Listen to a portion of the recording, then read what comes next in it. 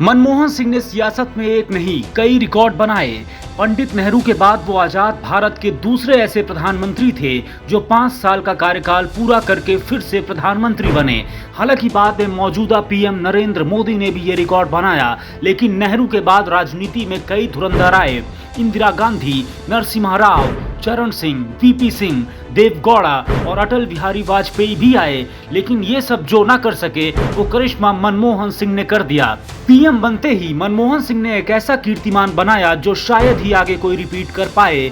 जानते हैं, 22 मई 2004 को जब मनमोहन सिंह ने पहली बार देश के प्रधानमंत्री पद की शपथ ली, तब वो भारत के पहले गैर हिंदू पीएम बने, क्योंकि मनमोहन सिंह से पहले जितने भी लोगों ने प्रधानमंत्री पद की शपथ ली थी वो सारे के सारे हिंदू थे। यानी आज तक अगर कोई गैर हिंदू भारत का पीएम रहा है तो वो नाम है सिर्फ और सिर्फ मनमोहन सिंह का।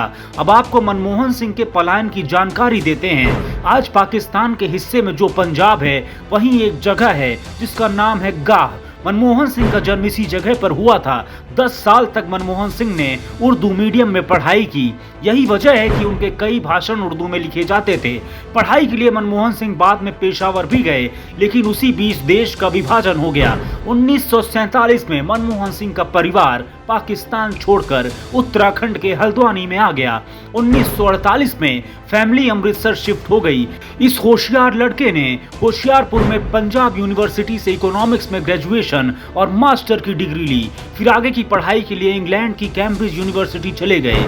कैम्ब्रिज यूनिवर्सिटी से लौटकर मनमोहन सिंह जब भारत आए, पंजाब यूनिवर्सिटी में प्रोफेसर बनकर पढ़ाने लगे। 1960 में ऑक्सफोर्ड उनको खींच ले गया। वहां से डॉक्टर ऑफ फिलॉसफी की डिग्री ली। कहा जाता है कि 1962 में पंडित नेहरू ने खुद मनमोहन सिंह को राजनीति में आने की सलाह दी थी, लेकिन मनमोहन ने नेहरू की रिक्वेस्ट को ठुकरा दिया।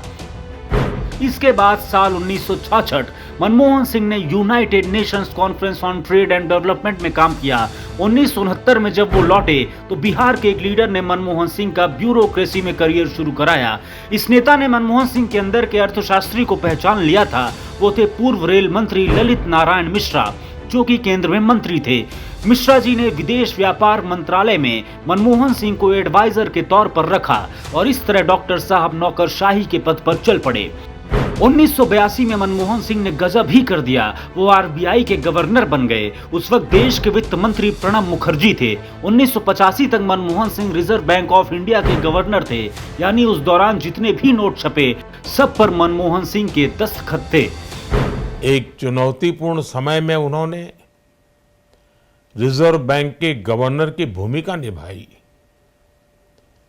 पूर्व प्रधानमंत्री, भारत रत्न श्री पीवी नरसिम्हा राव जी की सरकार के वित्त मंत्री रहते हुए उन्होंने वित्तीय संकट से घिरे देश को एक नई अर्थव्यवस्था के मार्ग पर प्रशस्त किया। जून 1991 में मनमोहन सिंह न चाहते हुए भी राजनीति में आ गए और उन्हें राजनीति में लाए पीवी नरसिम्हा राव।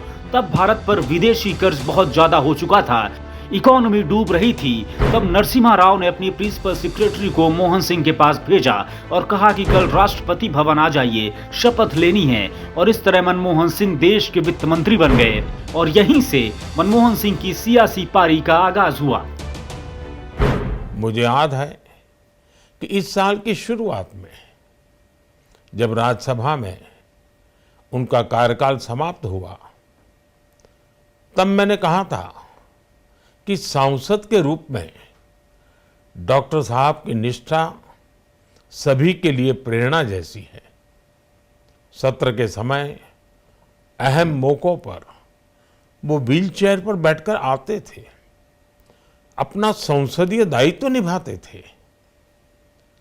दुनिया के प्रतिष्ठित संस्थानों की शिक्षा लेने और सरकार के अनेक शीर्ष पदों पर रहने के बाद भी वो अपनी सामान्य पृष्ठभूमि के मूल्यों को कभी भी नहीं भूले।